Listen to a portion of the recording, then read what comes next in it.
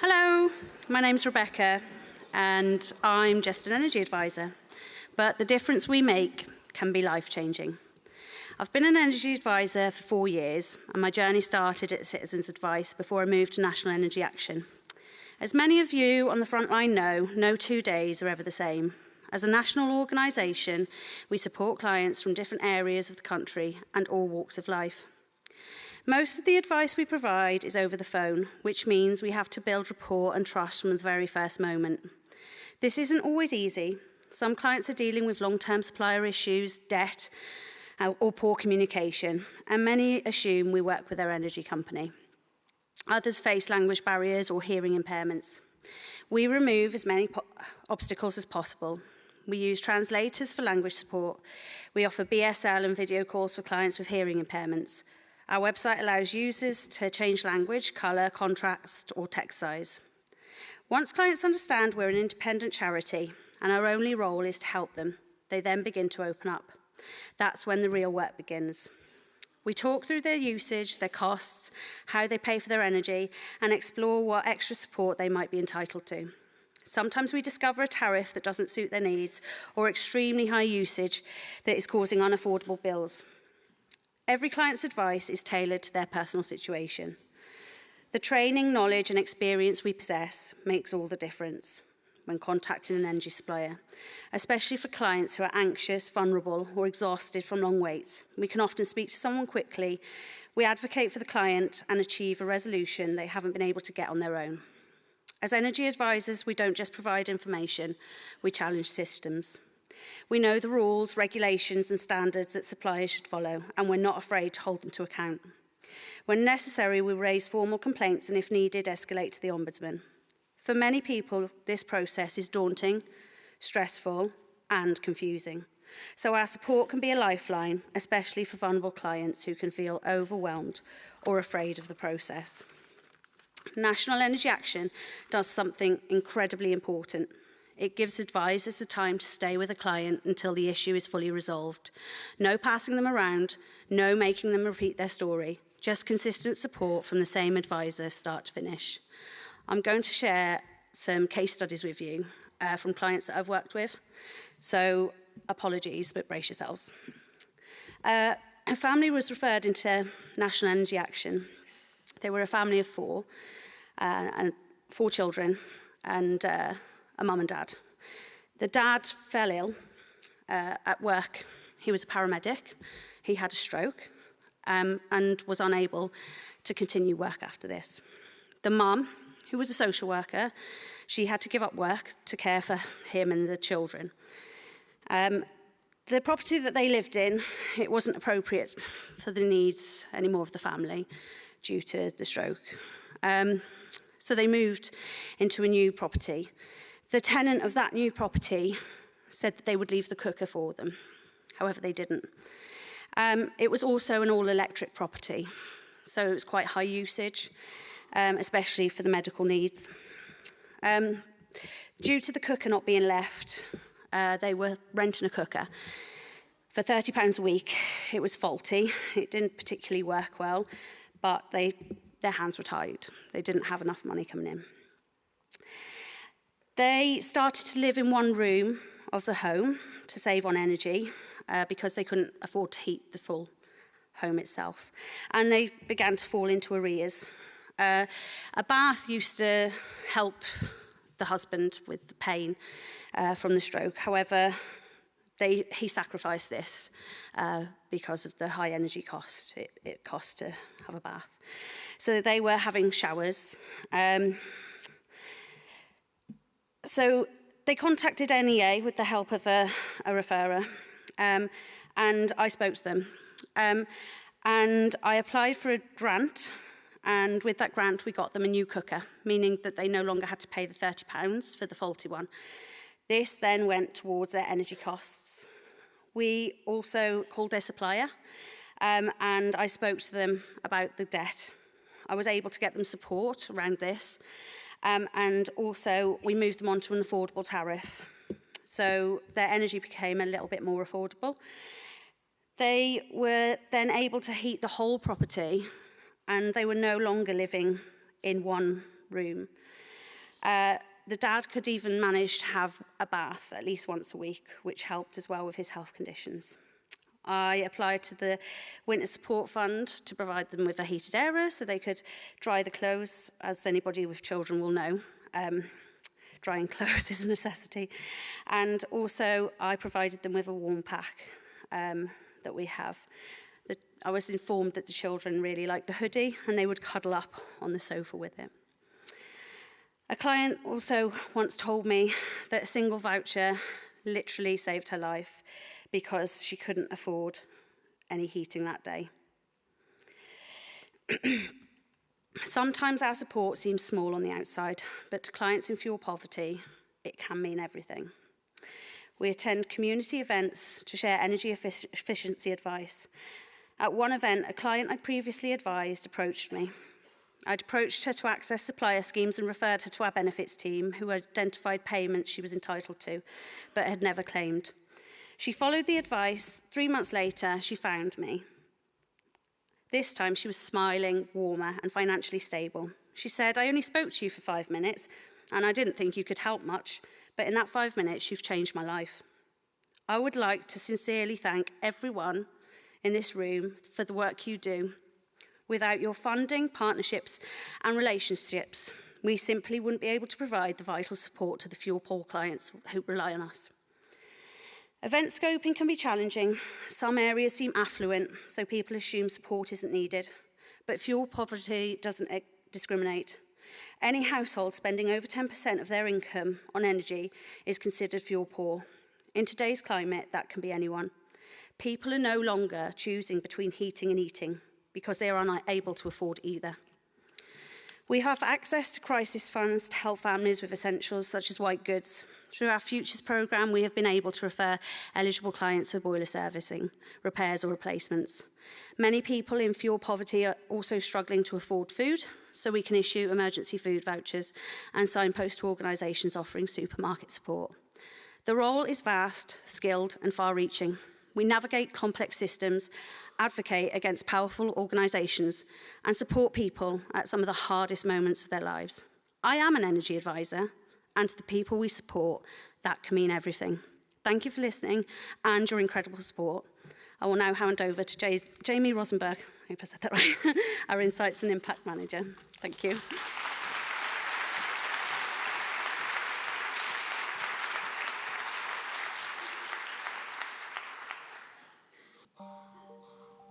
My name is Ellie and I'm 7. I live with my mum and my little brother Jamie in a flat that's always cold. Mum says it's because the heating costs too much and we owe the energy company money, so we wear our coats inside and snuggle under blankets like we're camping. Sometimes I pretend we're explorers in the Arctic. Jamie likes it because it distracts him from his asthma, which gets really bad in the cold, so we build forts with cushions and pretend that the floor is ice. But really, my toes hurt from being cold, and I wish my house was warm like my friend Lily's. Her house smells like toast, and her radiators make a humming sound. I like that sound. Our flat smells a bit like damp wood, and there are dark patches on the walls in my bedroom. So I sleep in my mum's room and we keep the door shut tight. Mum tries to make it fun. She lets us have hot water bottles and we all sleep in one bed like penguins. She says it helps save money. I think Mum is really brave, but sometimes I hear her quietly crying in the kitchen when she thinks we're asleep. That makes me feel sad and worried. At school I don't tell anyone, but I wish someone could make our house warm. Not just pretend we're warm, real warm. One day Mum went to our local community centre and spoke to a kind lady who helps families with their energy bills. She worked for a group called National Energy Action. Mum was a bit nervous, but she was brave and talked to her anyway. The lady was really nice. She listened carefully to Mum and didn't make her feel bad. She said she could help us, and she did. After that, things started to get better. We got something called fuel vouchers, which meant we could turn the heating on for a little while. The lady gave Mum some clever tips to keep the heat in, like putting shiny foil behind the radiators and using thick curtains. Then something exciting happened. We got our winter warm pack from NEA. It was full of useful things to keep our home cosy. Even spoke to the energy company for us and agreed to help Mum with a better plan so she could use the heating more. Now our house is warmer, Mum smiles more, and we don't have to wear our coats inside every day. I still pretend we're explorers, but now it's just a fun game, not real life.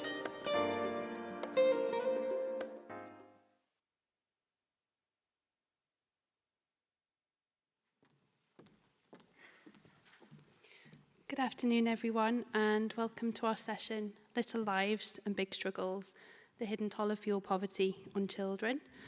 I'm Jamie Rosenborough, Insights and Impact Manager at National Energy Action, and I'm joined today by Amanda Bailey, who's Director of the North East Child Poverty Commission, and Natalie Morris, who's journo and author from The Lead. Together as a panel, we're going to be focusing on what fuel poverty means for children's daily future and lives, and what effective action could and should look like. It's a difficult topic. Today, some of our speakers might cover some sensitive issues. If anybody does feel upset at any point, please do feel free to make use of our quiet spaces outside, pop headphones in, anything that you need. You're amongst friends and we're here to tackle this together. First up, we're going to be hearing from Amanda, who's going to be talking about the picture from the North East and the multiplicity of child fuel poverty and poverty, followed by Natalie, who's going to be focusing on intersectional vulnerabilities and how we need to address them as a whole for meaningful action. And I'll be finishing off by talking about what the picture looks like for the clients that we support and see every day at NEA. So with no further ado, I will hand over to Amanda.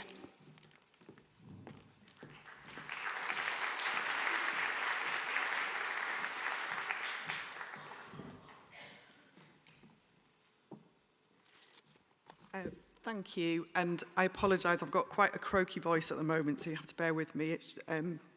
I recently had an operation, which I'm still recovering from, but also Middlesbrough Football Club went to the top of the championship table last night, and it's a result of shouting at the telly as well. So, as Jamie said, I'm Amanda, and I work for an organisation called the North East Child Poverty Commission. I'm really pleased to have joined the event today. I found it really, really interesting. I've learnt a lot. And I'm particularly pleased to be taking part in this session alongside Natalie and Jamie. For those of you that don't know us, whether you're based here in the North East or not, the North East Child Poverty Commission is not a charity, but we are a cross-sector network of organisations from right across the whole of the North East region. So that's the area covered by the 12 local authorities stretching from Northumberland, so with the Scottish border, down to Redcar and Cleveland, which is the border with Yorkshire.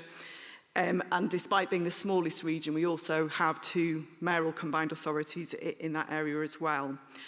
The North East Child Poverty Commission is hosted by, but independent of, Newcastle University. And essentially, we aim to influence policy and practice, both locally, regionally, and nationally. And really, really importantly, we start from the collective position that child poverty is not inevitable, including here in the North East, and that ending it is worth working for together. And that's our starting point for all of the work that we do. So I've been asked to provide some regional context to this discussion, and really, really importantly, I start by saying that the Commission and myself very firmly believe that the North East can be the most fantastic place to grow up and raise a family, but we know that it isn't for everyone, and that's what we're working towards to put right. And whilst I'm well aware, and we've touched on it earlier today, that fuel poverty, which is most of your area of focus, and child poverty ours, are not exactly the same thing. This is the regional context from our perspective, which shows that on the latest data, so 23-24, because child poverty data is always about a year out of date, Around 1 in 3, or 170,000 babies, children and young people are growing up in poverty across the North East. That's actually about the same as the UK average, about 1 in 3. But I think the particular challenge for our region is the widespread nature of child poverty, and that is all 12 of our local authorities have a child poverty rate that's either above, at, or almost at the national average. So we have sort of widespreadly high rates of child poverty. Like all other UK nations and regions, the majority of children growing up in poverty here in the North East are in working families, but we do still here have a significant and growing challenge with what's described as out-of-work poverty. So that's children growing up in households that are not in paid employment. And I emphasise the word paid employment. Some people describe that as economic inactivity, but really important to recognise that many of those families and households can often include people with really significant unpaid caring responsibilities or ill health conditions or disabilities. Around 1 in 5 North East children are in what is known as deep poverty, including the 1 in 10 that are in very deep poverty. And again, those rates are about the same as the UK average. So across the UK, about 1 in 5 children are in deep poverty, 1 in 10 in very deep poverty. But the challenge here again for the North East is that in many other parts of the country, deep and very deep poverty rates are driven by really high housing costs. Here in the North East, that's not the case. They're being driven by persistently low income, whether people are in work or out of work. More than 1 in 5 children in the North East are living in households that are defined as being food insecure. That means that they don't have access to sufficient food to facilitate a healthy and active lifestyle. That's the highest rate of anywhere in the country. We also know that from all the government data that around 7 in 10 North East children are living in families with zero or little savings to protect them from economic shocks or unexpected bills. And again, that's the highest rate of anywhere in the country. So the reason I'm sharing all of this is because whilst we know that fuel poverty and child poverty are not exactly the same thing, I'm pretty certain that large numbers of these babies, children and young people will also be living in cold and damp homes because their families don't have the resources they need to heat their homes and or the power to tackle the issue themselves. And I think this gets to the crux of what I was wanting to emphasise this afternoon in what can often feel like quite a technical or dry or, dare I say, geeky discussion around retrofitting and financing and new technologies or strategies.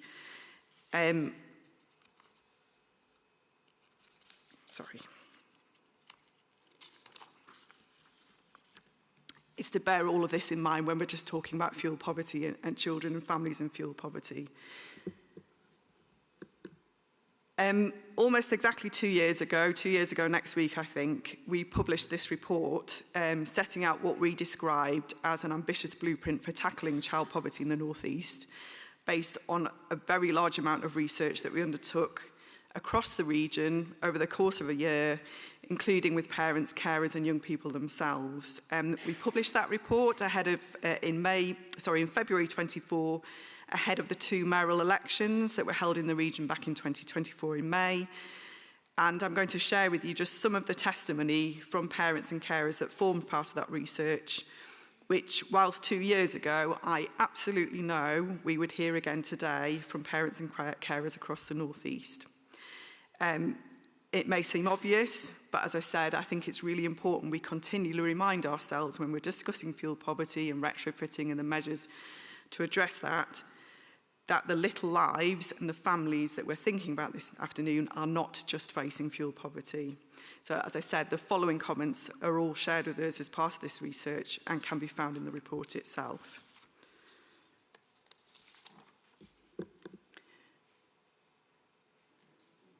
So the families at the top who are relying on the oven to keep themselves warm are the same families that would describe themselves as being under massive pressure and constantly worrying about what they can actually do to make anything better. The parents that can't afford any treats, even a bag of 6 crisps for the kids, and are constantly having to say no to their children, are the same parents that are having to repeatedly take their kids' toys to places like Cash Generator. just to be able to top up their gas or electricity meters. They're also the same parents that have been on a housing waiting list for 3 years with a private landlord refusing to tackle the peeling wallpaper, the damp and rot until they move out. Indeed, they are the same families that face constant, grinding, debilitating worry about household bills, about food shopping, about the next letter that comes home from school asking for money, the families that are terrified about what's going to happen when their children need new school shoes, or not wanting to explain to their kids why they can't have swimming lessons because they are desperately trying to shield themselves from the situation they find themselves in. The families that are continually borrowing money from friends, from family, or even worse, in an attempt to keep their heads above water. The families turning to food banks to feed their children and dreaming of the day when they can go food shopping and not have to put things back on the shelves. So I expect that others in this session may touch on the immediate and longer-term health impacts of living in a cold, damp home on Little Lives. But as I said, I think it's always helpful to keep front and centre of our minds that children and families experiencing fuel poverty more often than not do so on top of a whole range of other issues, whether that's constant stress and anxiety, insecure housing, food insecurity, always being in debt, or shielding their children from what's going on. Bringing down energy bills for families so there is urgent, not just because it's the right thing to do, but it means there will be more money available to spend on things like food, on school shoes, on swimming lessons, and supporting families to live in warm, decent homes so their children can have a decent night's sleep, do have somewhere comfortable to do their homework, can actually bring friends round to their house to play, and so their parents have one less thing to constantly worry about is absolutely crucial. So I just wanted to kind of explore the layering of challenges that families face. They don't just face fuel poverty, they face lots of different things. And they're the families that obviously we're wanting to help through the Warm Homes Plan, through the programme that will be happening in the North East. When we're talking about the importance of making that as simple and accessible as possible, families live very complicated, challenging lives. And the fuel poverty is not, they don't live in the box, they have whole lives, and we need to think about that. Thank you.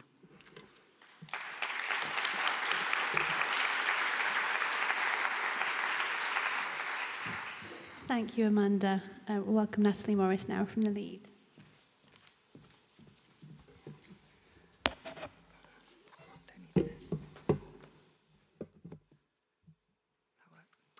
Hi, I'm Natalie Morris. I'm the national editor at The Lead. We are a political, campaign-led journalistic publication, and one of our core campaigns that we're working on an ongoing basis is a campaign to end child poverty. And within that, I've done a lot of reporting on the intersectional elements of the crisis that are largely going overlooked, particularly in mainstream media. So I feel a responsibility to bring that issue to the fore and be really explicit about what we're talking about when we're talking about child poverty and who we're talking about. So I'll start by saying thank you so much for inviting me to speak today, and thank you for the work the National Energy Action continues to do right at the sharpest edges of the cost of living and energy crises. I want to start with a number many of us already know, and Amanda also led with it, but I don't think you can say it too many times, and it still deserves to stop us in our tracks every time we hear it. So in the year to April 2024, 4.5 million children in the UK were living in poverty. That's nearly 1 in 3 children growing up without the basics they need to thrive. But compounding this utterly devastating reality is the way we talk about it. Because too often we talk about it using language that's far too vague, too general, and too disconnected from the children who are most affected. Because when we say child poverty without asking which children, we miss the heart of the crisis. Child poverty in the UK has never been evenly spread, and today it is a problem that is deeply stratified along racial lines. When you look beneath the headline figures, the differences are really stark. Recent analysis shows that around 18% of people in white-headed households live in poverty, but for Bangladeshi households, that figure is over 50%. For Pakistani households, that's close to half. For many Black and Asian families, Poverty rates are more than double those of white households. And when we look at deep and persistent poverty, the picture gets even tougher. Children in Bangladeshi and Pakistani households are around 5 times more likely than white children to be stuck in very deep poverty year after year, not just through a temporary shock. These aren't small gaps, these are vast inequalities, and they're not accidental. They're the result of structural barriers that stack up over time. Racialized families are more likely to face discrimination in the labor market, to be trapped in low-paid or insecure work, and to live in overcrowded or poor quality housing. They're also more exposed to social security systems that simply no longer cover the cost of essentials. As one policy expert told me when I was reporting on the issue last year for the lead, Black and brown families aren't on a level playing field. They're navigating a brutal obstacle course where the barriers are built into the system itself. This matters because work doesn't protect families equally. We hear all the time that employment is the route out of poverty. But for many racialized families, full-time work still doesn't equal security. Pay gaps, discrimination, insecure hours, higher living costs, all of these elements together mean that despite putting in the same effort, it often leads to very different outcomes. And of course, poverty never exists in a vacuum. It intersects with fuel poverty, housing insecurity, health inequalities, and worse educational outcomes. The Joseph Rowntree Foundation's long-running research shows that poverty in the UK has been stubbornly high for over 20 years, and the underlying drivers haven't been fixed. Social security no longer covers essentials, housing support is detached from real rents, and energy costs have risen faster than incomes, hitting the lowest income houses the hardest. Once again, racialized families are the most exposed to these overlapping pressures. At the sharpest end of this is destitution. Around 3.8 million people in the UK are now experiencing destitution, including around 1 million children. These are families who can't reliably afford food, heating, clothing, or basic toiletries. What we're seeing is a daily crisis of living. None of this is inevitable. It's the result of policy choices. For years, campaigners warned that the 2-child benefit cap was one of the most damaging policies affecting low-income families and disproportionately affecting larger families from ethnic minority backgrounds. So the decision to scrap it from April 2026 is hugely welcome. It will lift hundreds of thousands of children out of poverty and is a testament to the pressure many organisations in this room have helped to apply. But this must be a starting point and not the finish line. The government's recent child poverty strategy includes some really positive steps, expanding free school meals, supporting incomes, reducing costs, but it still falls short on race. While the evidence clearly shows that child poverty is much higher among some ethnic groups, the strategy doesn't set out targeted actions to close those gaps or specific goals to reduce racial inequality. Instead, it largely assumes that universal policies will benefit everyone equally. The problem is, the evidence tells us that they don't. So without deliberate, race-aware design, inequalities are often reproduced rather than reduced. So what needs to change? We need bold action to raise incomes and bring the safety net back in line with the real cost of living, including energy. Housing support needs to reflect actual rents, so families aren't pushed into poverty because of where they live. But crucially, we need policy that is built with the most affected communities in mind. That means monitoring child poverty reduction by ethnicity and acting on what the data shows, targeting support in areas with the highest racialized child poverty, and designing policy with communities who are most affected, not just for them, so listening, basically. Finally, we need to change the conversation. Too often, we talk about poverty in averages. We smooth out the edges. We're too squeamish when it comes to race, failing to explicitly use the words racism and racial inequality, even when the data is crystal clear. But language matters, because if poverty looks evenly spread, the response will always be too blunt. And if we don't name who is being left behind, we won't build solutions that actually reach them. Better data, better storytelling, and more honest public conversations. These aren't optional extras, they're essential. As we all know, child poverty isn't an abstract policy challenge. It's a child doing homework in a cold bedroom, a parent choosing between topping up the meter and buying dinner, a family living in overcrowded, inappropriate housing with no space to rest or play. And disproportionately, in today's Britain, it's a Bangladeshi child, a Pakistani child, a Black African child, growing up with fewer chances, not because of who they are, but because of systems around them. If we want a fairer future, we have to be brave enough to be specific, brave enough to design policy that meets real need, and brave enough to tell the truth about who is being left behind. Thank you.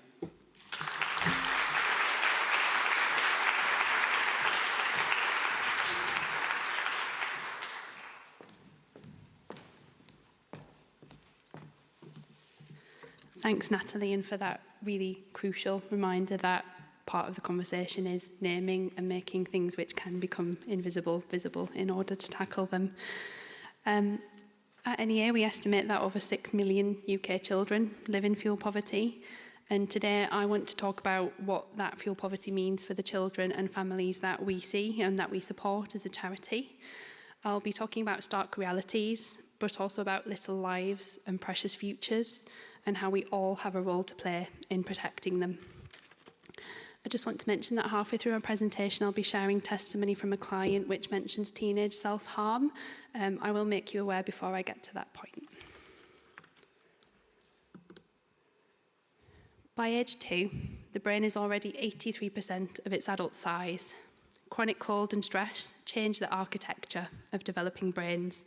They affect memory, emotional regulation, and learning.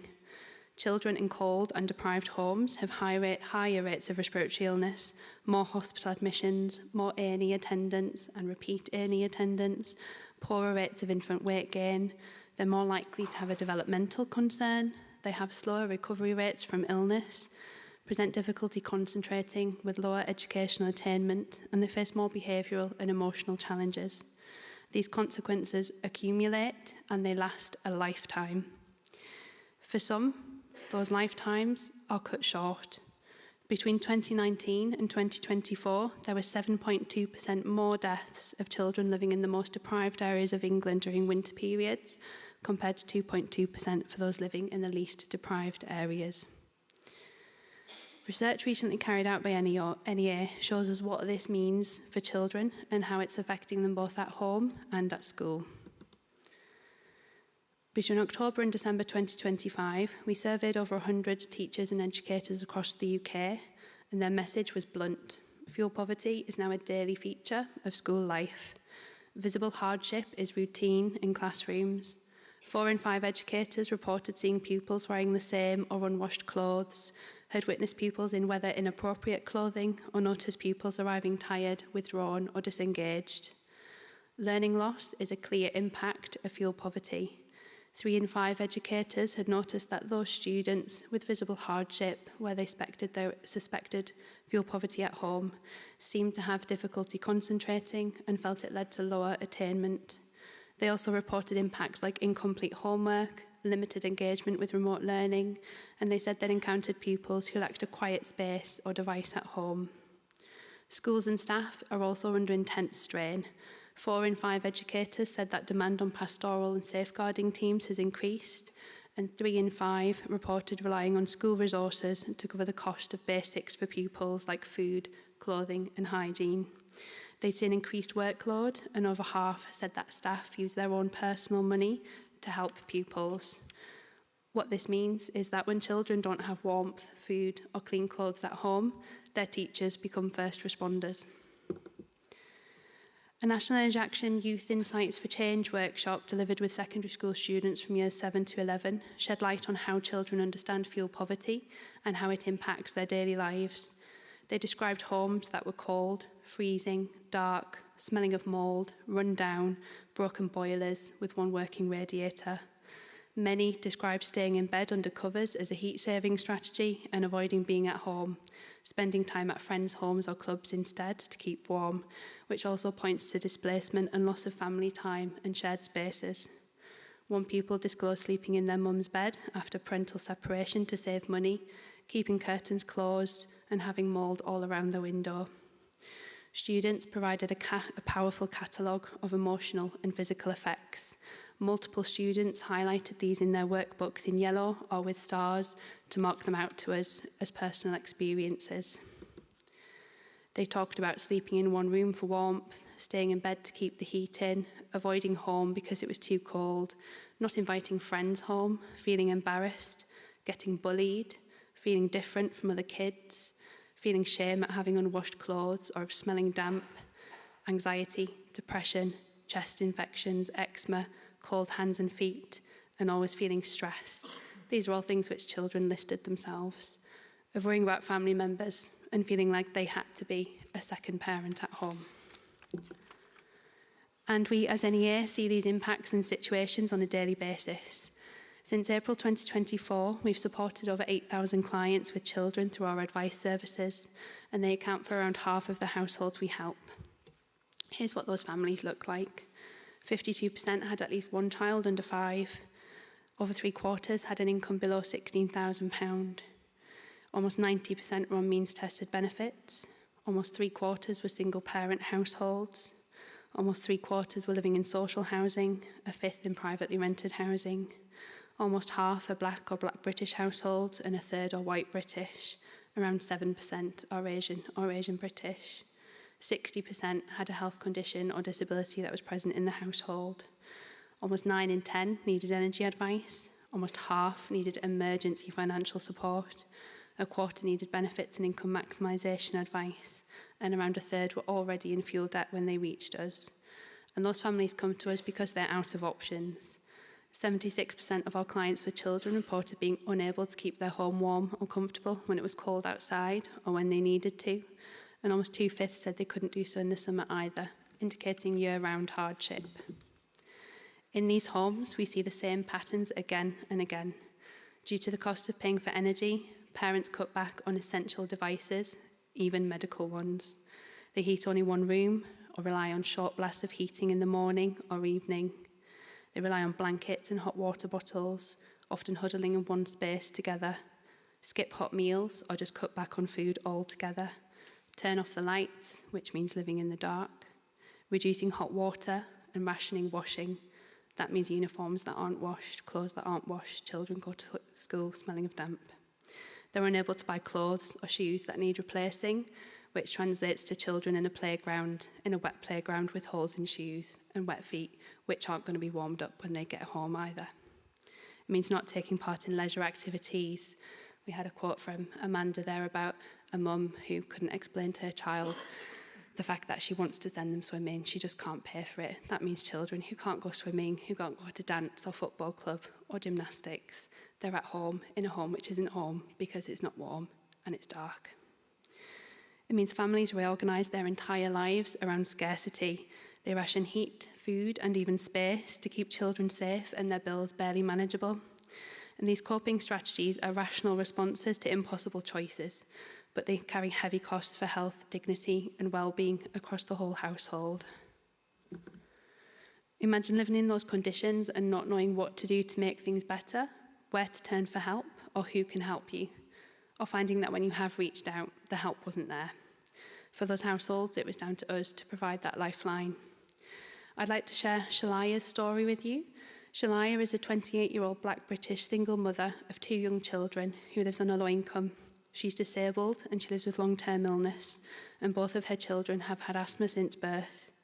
She finds it difficult to reach out for support and struggles to manage her finances and debt effectively. Her home uses smart prepayment meters with 2 different suppliers, and she spends around £200 a month on energy, often falling into debt and relying on either emergency credit or family support.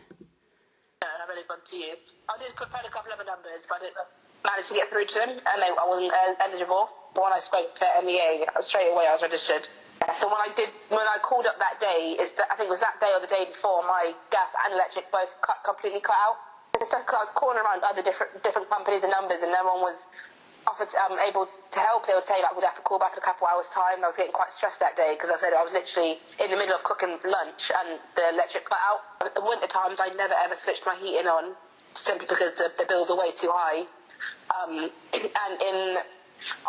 also my window, even though it's a new build, a lot of my windows let in quite a lot of draft. So a lot of times we had to use extra blankets or go to my mum's house in the evenings and end up staying at my mum's house or staying at sisters and family members' house. It was more comfortable at their house than it was at mine. Everyone likes to be at home, and having to be up and about and intrude on someone else's space then sometimes, again, made my anxiety a lot worse. She said they did get ill quite a lot during the winter time and they'd have to rely on their asthma pumps. There was more, kept having to ask, like, oh, why can't we just stay at home? Or a lot of time we was at home, they was constantly asking, like, it's quite cold. And that's why I'd have to explain to them that's why we're going to Nanny's house. We wouldn't really get out as much. Like I said, travelling or doing like leisure activities would completely cut back. I don't ever buy myself new clothes. Again, just it's an extra cost that I'd have to then incur. Shania clearly demonstrating there that when homes can't be homes, it affects family life and children pervasively. And the stories of our clients have taught us a lot about the drivers of child fuel poverty. I just want to warn that the next case study that I'll share in the next couple of slides will be Teresa's, with that mention of teenage self-harm. When it comes to precarious incomes, we find that many families with children, fuel poverty begins not with a single cause, but it's a cascade of small shocks. It might be an illness that reduces working hours, a childcare change that increases cost, or benefits adjustment that unexpectedly shrinks monthly income. And in these households, budgets are already taut, and small shortfalls can trigger rationing of heat and hot water, and very quickly, off-supply events. When income stabilises, even modestly, we see children gaining warm spaces to play, better routines, and fewer compromises around food. Teresa is 50 and lives in social rented housing with her teenage son, who's autistic and has ADHD. She is his full-time carer, and upon coming to NEA, they had an income of less than £8,000 a year. Teresa preferred not to disclose her ethnicity. The family experienced significant hardship with her son when her son's benefits were moved to universal credit, resulting in a 9-month delay in payments due to repeated administrative issues and poor communication between departments. So for 9 months we've had to rely on my mum helping us out with money. We had to rely on food banks, and literally for a few months we didn't have the heating on because we just couldn't afford it on. And there was one time after the second claim was cancelled, my son got so upset and stressed about it. I didn't know, but he put a note on his universal credit online thing, and the job coach actually rang me up wanting to send an ambulance out to him because he was so stressed out about it. Really stressful 9 months last year. Just so worrying that you've got to rely on benefits, do you know what I mean? Because if one goes down, you've got nothing, do you know what I mean? But I mean, see, we're in a we're in a good position where I do know that I've got my mum, like my parents, to fall back on. So we would never get to the point where we'd be homeless or anything like that. But it's still not good. I mean, last year, as I say, my mum was doing the food shop. She paid for the food shop every week for 9 months. Otherwise, we did rely on the food banks a few times, but I mean, I'm not bashing them or anything, but you know, it's not. You can't get everything there. Do you know what I mean? And as I say, there was so many times that unless we were so cold, it was uncomfortable. I didn't put the heating on last winter, which was the first time I've ever done that in my life. She described to us the impact of the benefits support which she received from NEA, which meant that her son's benefits were successfully reinstated, including at higher rates, with access to a mobility car, which significantly improved their quality of life. Yeah, honestly, it was a life changer because it went from just really bad to being like able to live again and, you know, to stop worrying. I used to wake up on a night time worrying about it, or not being able to go to sleep and stuff, and all of that's gone now. We're not as depressed as we were just before, you know, in the last few months. And I know this sounds really stupid, but we're starting to laugh again. You know, we can sort of joke on in the house and stuff. It's not so much of a black mist all over the place. Yeah, and he knew it was on my mind and stuff, so he was trying not to because he's autistic and stuff, I know he keeps a lot in his head. So, and then that turns into self-harm with him. So, but I haven't noticed any blood on the sheets recently because he picks his skin when he's self-harming. So I all know how bad it is when I'm with the bed sheets, but they've been all right recently. So he's been coming out of his room more as well. So I think it's more. It's definitely mentally better. How life changing it is to have someone to give that support to someone who's struggling. It's a hard one to listen to, but it's a story that needs to be told, and it clearly shows the potential that we have to transform the world of a child. Difference between someone self-harming and not, coming out of their bedroom or not, being able to laugh with their family or not, is the difference of a lifetime. I also want to explore another major cause of fuel poverty amongst the people that NEA supports.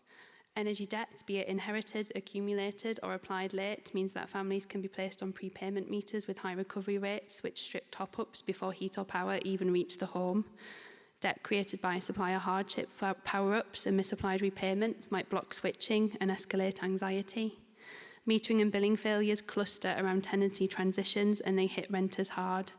Access, configuration and appointments might be out of their hands, and at the same time, that power asymmetry means that families pay the running cost penalty while waiting for landlord action that could improve property fabric and efficiency, meaning homes which could be healthier for children to live in and cheaper for children to thrive in are simply not. Some families can find themselves off supply even when funds exist because metering systems fail them. Amy, for example, lived with her teenage daughter and experienced multiple health challenges. Her smart meter had no in-home display and was mounted in a high place which required a ladder. She couldn't safely check balances, appointments slipped and credit intermittently failed to show online. It was only after the meter was relocated and the system corrected that she and her daughter could confidently heat their home. Katie, who was fleeing domestic abuse, was placed in temporary accommodation with her very young children. She faced meter type confusion and an absent top-up card, inconsistent supplier instructions, and that left them without gas for days over winter. Persistent advocacy secured vouchers, complaint escalation, meter changes, priority services registration and compensation, restoring reliable heat and hot water so the children didn't have to worry that the boiler would go off and that they'd be left in the cold. In many homes, damp and mould are not just property defects, they directly shape children's breathing and comfort. For Cara, a single white British mum living in a privately rented home in Northern Ireland and living on an income of less than £12,000 a year, damp made the home harder to heat and it worsened her 6-year-old daughter's asthma, leading to multiple A&E visits during a cold spell. The week before receiving support, her daughter had been in A&E twice due to her chest. After being supported by NEA, Cara noticed changes in her daughter's use of inhalers in line with the house feeling warmer. She didn't need to use them as much, especially at night. And we know that certain groups face disproportionately high energy needs and disproportionately low access to support. When these vulnerabilities combine, the risk of harm multiplies for the child. Pregnancy and the presence of very young children, which is a protected characteristic, increase vulnerability because homes must remain warm and hygienic to safeguard health. One client, Sophie, was 9 months pregnant when the gas cooker in her privately rented home was disconnected due to a carbon monoxide leak. Unresolved metering issues and supplier delays then pushed the household into a deeper crisis just as she approached birth. Her young children were exposed to hazardous cold spells and she faced a choice between unsafe cooking arrangements or going without food. We regularly see young mothers who report rationing food or cutting back on their own meals to ensure that their children can eat, compounding physical depletion during or after pregnancy. Sometimes those mothers have sacrificed their own food to be able to give their children half a packet of crisps for supper. Families whose first language is not English often linked to the protected characteristic of race, experienced some of the most severe forms of system exclusion. Alina, a Syrian refugee and single mother, could not negotiate her payment plan or understand her meter faults without interpreter support. The language barrier, masked technical issues like non-communicating smart meters, and obscured choices around tariffs and debt options. Only when advisors facilitated a four-way conversation with an interpreter did problems begin to be resolved, and without that multilingual access, she could neither understand her costs nor negotiate help. And ultimately, it's children who experience the direct fallout of system failures: sudden cold, disrupted meals, anxiety, and a home life which is organised around supplier timelines and technical errors. And the administrative burden of trying to resolve these issues, like hours on calls, repeated complaints, chasing appointments, adds to the mental load of parenting in fuel poverty. Children are then living with stressed caregivers, sudden power cuts and constrained routines, conditions which heighten anxiety for the whole household. Research argues that the first 1,001 days of a child's life, starting from pregnancy, are the most crucial to achieving positive developmental outcomes in early and later life. That means that the time to act is now. It's not today, it's yesterday. Child poverty and child fuel poverty are not inevitable, it's solvable. And the impact of effective support is immediate, measurable, and profound. Since April 2024, self-reported fuel poverty among our clients with children fell from 76% to 45%. We saw reductions in food rationing, hot water rationing, fewer cuts to the use of essential medical devices, people not needing to use coats and blankets to stay warm indoors as much, fewer clients skipping hot meals, limiting lighting, or cutting back on their children's hobbies. Parents told us that their homes felt warmer, they felt more confident, their anxiety fell, household physical and mental health improved, and finances stabilised. Since April 2024, we've unlocked over £2 million in unclaimed benefits for the families with children that we help. We've helped families increase incomes, understand their bills, navigate suppliers, resolve debt, move meters, obtain safe appliances, access emergency financial relief, and, most importantly, keep children warm, dry, fed, and safe. These are child-centred interventions as much as energy ones, and even small interventions and small changes can have enormous consequences. We're beginning to work with the Best Start family hubs to reach children in fuel poverty that they see, and we continue to work to adapt and tailor our services to be able to best meet the needs of our clients with children. Our approach works because it's holistic and human: immediate relief to stop the crisis today, income maximisation to prevent the next one, advocacy and system navigation to fix what families cannot fix alone. And this combination keeps children safe, warm and well, and it gives parents the breathing space to plan for tomorrow. It gives back childhood. We see and hear from parents and carers who have to commit acts of heroism every single day just to feed, clothe, or keep their children warm. And when you can't meet the basic needs of your children, I defy anyone not to feel broken, like you're failing, and like you can't cope anymore. And the support that we deliver changes that. Almost 8 in 10 of those that we help say that they felt listened to, they felt reassured, and that the service communicated with them in a way that was most suitable to their needs. 9 in 10 describe our service as friendly and approachable. When we asked children in schools about what causes fuel poverty and who they think needs to act, they didn't blame parents. They talked about the cost of living crisis, unemployment, low wages, energy debt, system problems. Children put themselves last on the responsibility list, and parents only slightly above that. Government, energy companies and employers were firmly at the top of their list. They already understand that hardship is structural, and they know exactly who should act. To protect children from fuel poverty, we need systemic action. Financial support to directly reduce bills must go deeper, with tiered support for families with children, especially those living in the worst conditions. Fuel poverty measures should put households with children at the front of the queue for energy efficiency programmes and warm homes funding. Awab's law should be extended to cover and enforce damp and mould standards across all rented sectors, UK-wide, fixing dangerous homes. Stronger energy debt protections are needed, including limits on recovery rates for households with children, with clear accountability, with government, suppliers and regulators recognising, acknowledging and acting on the scale and consequences of fuel poverty for children.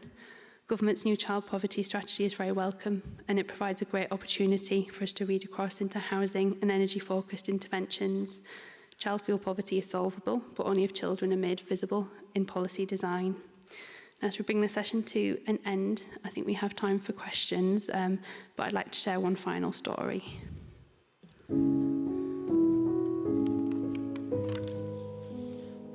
My name's Ben, and I'm 10. Sometimes the lights go out because Dad says we've run out of credit.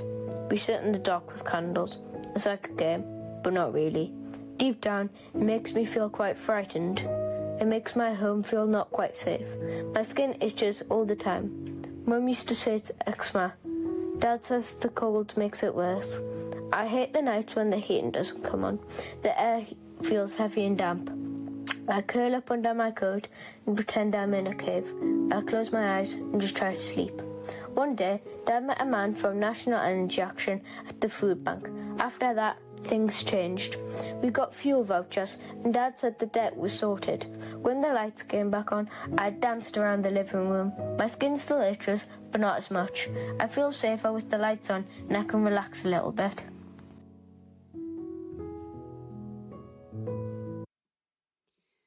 If you'd like to work with us through our call to act on child fuel poverty, you can use the QR code on screen or on the included in your delegate packs to register to receive communications from us about the campaign.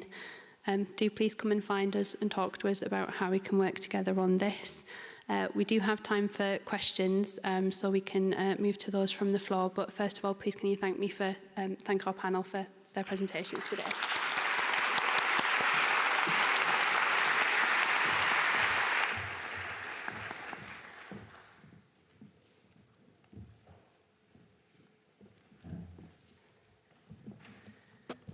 Any questions or comments? Yeah.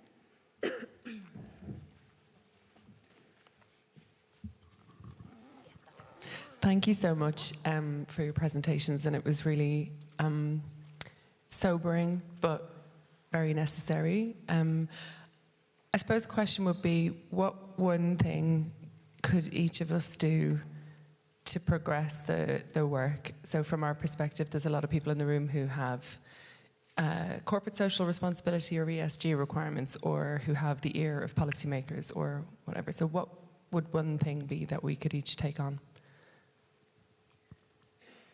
Great, thank you. Natalie or Amanda, do you want to come in on that first? I think that the one, it's a hard question to answer really, because I feel like it's such a sprawling issue with lots of layers to it. But I think if there's one thing to take away from my perspective and the research that I've been working on, it is having that awareness about intersectionality and the different ways that this crisis is manifesting for people, depending on multiple intersecting vulnerabilities that they're exposed to. And I think that's something that isn't just related to race. Obviously, that's the focus that I've been taking on this crisis, but as Amanda pointed out as well, there are lots of things that are compounding. So I think it's just having a broad scope when approaching the issue, which I feel like isn't a very tangible answer in terms of a single solution, but in terms of an approach and how you're looking at the problem, it is having that broad scale vision, I would say. We always sort of say that nobody gets a second chance at childhood, and I think we just need to crack on, basically. I think we know what the issues are, we know what the problems are, we know what the impacts are, we know what the solutions are. We just need to get on and do it. Obviously, we need to do it properly, but our report that was published 2 years ago was called No Time to Wait. And I'm still referring to it now, and we have got a new national child poverty strategy, and there are lots of things in that will make a big difference. We've got the Warm Homes Plan, but I think we just need to crack on. And I think from our perspective, there's a lot of different people in the room representing different sectors, different organisations, different working models. And And you often hear the common phrase around health in all pathways, health in everything. Well, I think we need to work from the perspective of children in all pathways, childhood in everything. So from the perspective from which any of us are working, actually looking and questioning, how is what we're doing going to improve things for the youngest members of our society? Is it going to improve them? How do we know?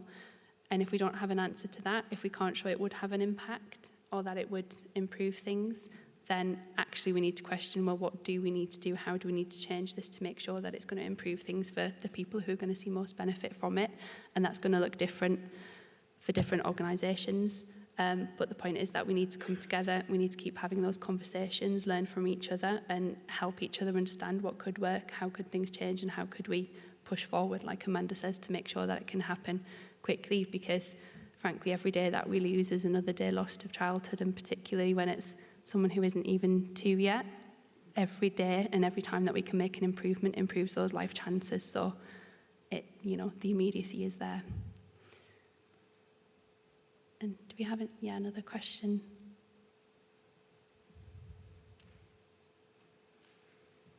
I'm Joanne from Citizens Advice Sheffield. Very interested about what you were talking about, Natalie. We work with refugees and asylum seekers, so we see directly how fuel food poverty and child poverty, especially for people who have got no recourse to public funds. And I don't know if there's any data out there that tells us how many children are living in poverty that are from families with no recourse to public funds.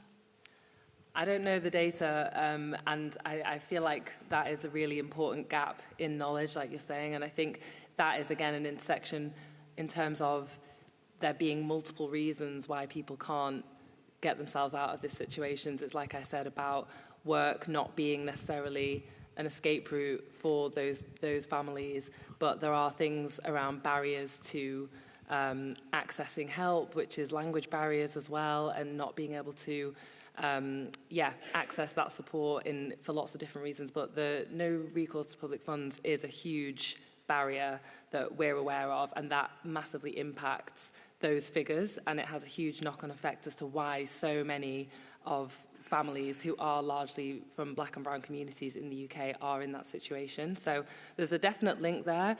I don't know the figures or if there are figures that exist, but it's definitely something we should be aware of when we're having this discussion, yeah. I was going to say, Natalie talked about data gaps, so the 4.5 million children across the UK living in poverty, that doesn't include children in asylum-seeking families. It doesn't include children living in temporary accommodation, which is not a huge issue in the North East. It's a growing issue, but in London, I think there are close to 100,000 children living in temporary accommodation. They're not included in the poverty data. So one of the things the government needs to do is get much better at understanding who is affected by poverty. There are too many children falling through gaps, but not even the Home Office knows how many people live in the UK with no recourse to public funds. So, because they're not measuring it or recording it, so therefore no one will know how many of those people are living in poverty. And we do see that in our services as well.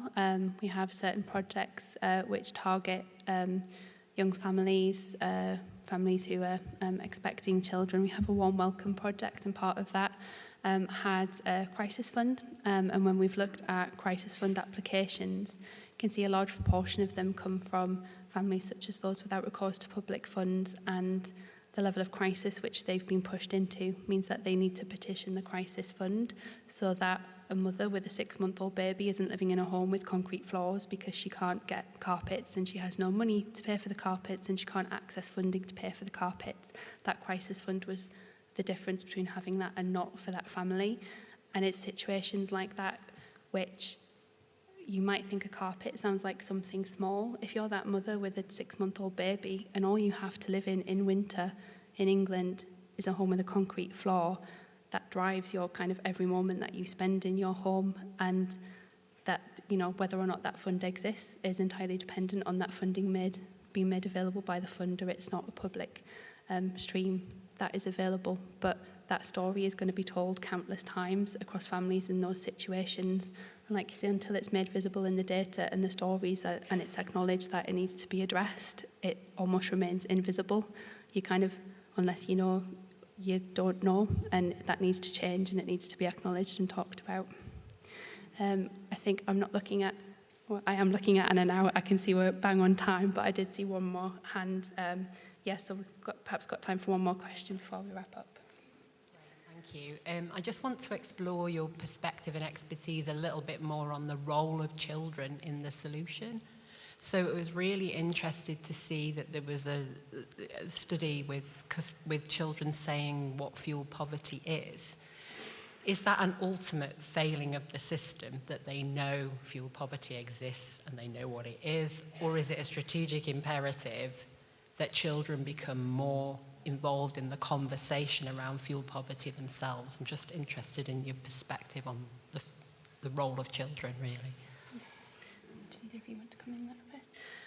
So from the work that we've done with children so far, I think it's a bit of both, in the sense that children are acutely aware of their reality. They're aware of what it means for them and their families, and they do have that political awareness as to the fact it's not their fault. It's not emerging from what they've done or what their parents have done necessarily. They have that understanding, but at the same time, the conversations that we've had, often they will articulate that to a certain extent, but they don't necessarily envision how it will affect them in the future.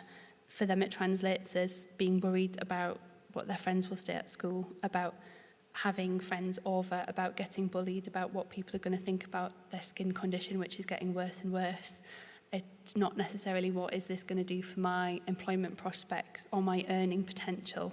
So I think that it's part of, driving children as to what would be a meaningful solution for you and your family, what would change your reality, but harnessing that empowerment and that will to change their own lives and their own futures that they have, to kind of almost embed that future thinking and awareness within children to better work with them to make that case. We saw on screen the letter to the MP written by a Year 9 student. There is so much potential working with children and helping them deliver the message that's going to have most impact on their lives, and for siblings and friends and peers, even those that aren't necessarily experiencing it themselves, probably have friends who are, and they'll be worried about their friends, and we need to involve them in the conversation and not speak for and about not speaking about them, but speaking with them and opening up those spaces to allow their messages and their experiences to be heard and acted upon. Just to add to that, I think that's totally right. But I think you are right that this is a fundamental failing, the fact that children do have this awareness and are having to be put in this position where they're having those conversations. I think we can't shy away from the fact that that has to be seen as a failure of broader systems, that we're in this position. At the same time, from the work I've done working with policymakers, there is such an importance on making policy whilst listening to those most affected. So I think ultimately we do have to engage with those children who are affected and listen to them. This isn't about putting responsibility on them or any kind of additional stress into an already very stressful situation that they're living in and having to navigate, but it is about listening to what they're saying. And I think that's the only way to create policy that is actually effective and actually reaching them at the base level of need. So I think that's really important. And also not to underestimate children. Like you said, from what you were saying in your piece, it was incredible to hear that they do have this understanding of the structural barriers and the political failings that have led to this. So I think not to dismiss, take their voice away, take their power away when they should be able to at least tell people. And our job and policymakers' jobs are to listen and then do the work to make things better for them. And if I could just add on top of that as well, making sure that we're in the spaces where children are. I think people sometimes think energy advice is, and energy interventions and retrofit are adult-based interventions, but actually we can be in schools, we can be linking with schools, we can be making connections with parents, we can be in healthcare settings with paediatric units, we can be linking in with First Start centres, with social services. We can be in spaces where children and families are, and we can bring those connections and make that difference. So, yeah, opening up the scope of our field of action. And I think at that point, I will hand over to Chris.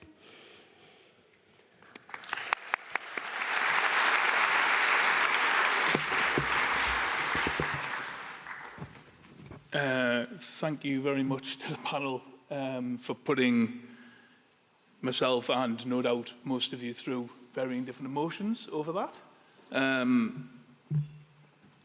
I think one of the beauties of working at NEA is you come to an NEA conference and you hear that. So you talk about Warm Homes Plan, you talk about legislation, but then you hear the real implications in real life situations, and what it does, it upsets you. Then your range of emotions, depending on who you are, then turns into anger, which then turns into energy. And it energizes me every time I come to an NEA conference to then move aside that I forgot to do a report, I forgot to sign in, and all the things that everyday life gets you down. And it drives me forward every year to do my job better. And the best thing about working at NEA is that it's working with you guys as well. There's the partnerships. Someone in the audience asked a question about if I've got corporate social responsibility or different responsibilities in my job role. One of the best things about working at NEA is the opportunity to work in partnership with you guys and other like-minded charities, organisations in the third sector and commercial organisations where we can work together and make a difference. One of the big things that we've been working on is a preventative theme. I've been at NEA a long time, and I've seen a lot of conversations around fuel poverty that's been reactionary. And one of the big kind of changes that we've been focusing in our department is around how do we work on the preventative theme, and children are key to that. So the work of the education team has been incredible over the last couple of years. We've really ramped it up through corporate social responsibility style funding. So although Warm Homes Plan is extremely important to us, there's the partnership side and the other side of smaller pots of funding that shouldn't be overlooked about the impact that you guys can bring to us as well. So thank you so much for that. I hope everyone's kind of recovering after that. The beauty about living and working in the North East is that life can be quite tricky sometimes if you're from the North East. It's not the easiest place to live and work. Sometimes it's a bit hard. Sometimes people are socially disadvantaged. But there's a big spirit in the North East, and we're a very open, friendly and happy set of people in the majority. If you work with me, that's not always the case. But in the main, we're a warm and happy set of people. And I think we just want more of the equal opportunities across the UK so that people can live better lives.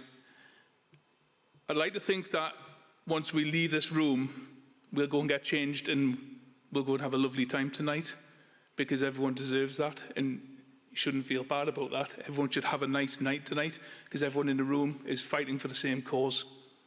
And we should enjoy ourselves, and we should talk to each other, and we should move forward with our partnerships. So I hope you have a lovely night tonight. Your ticket should be on your lanyard. If you don't have that, then speak to the conference team, but everyone should have the ticket for the dinner, which is sponsored by OVO. So thank you very much to OVO for sponsoring the dinner tonight. If you can arrive at 7 o'clock, and I think dinner starts at 7:45, it's at South Street in Newcastle, and it's, I completely forgot where it is. The boiler shop, there you go, and you get one thing wrong. It's about a 15-20 minute walk from here, so if you're in a hotel nearby, then please account for that time. But I would thank everyone who spoke today, in particular last panel as well, and hope you have a nice night, and we'll see you all tomorrow.